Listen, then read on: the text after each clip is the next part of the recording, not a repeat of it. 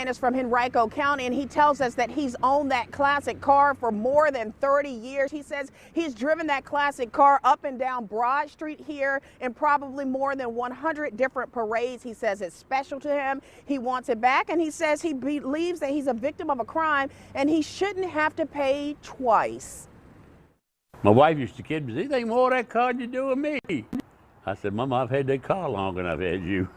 Sweet memories, too many to even count on Van White's 66 Olds Cutlass. He says the car was stolen from him and he's been trying for close to 2 years to get it back.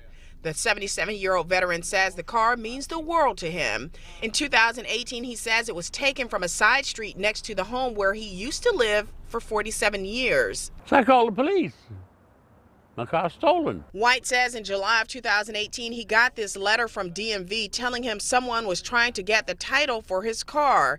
He told them it was stolen and says police tracked it down at a property in Goochland. It was towed by Glen Allen Towing to their lot, he says. And he says he was told he'd have to pay nearly $900 to get it back. Money, he says, he doesn't have. They had to go to Goochland to get it.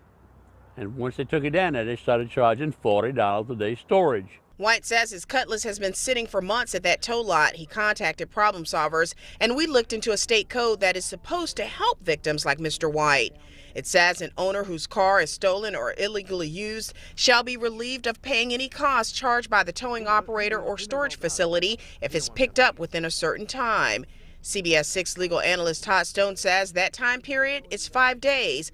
But the car owner must be given written notice that the car has been recovered. That's really what the code allows for, but if you don't ever get that letter, then what do? It's not very clear what the right, remedy is for that. White acknowledges that a lot of time has passed, but says he was trying to resolve this on his own. He's now just hoping for any sort of break in his case so he can be reunited with the other love of his life.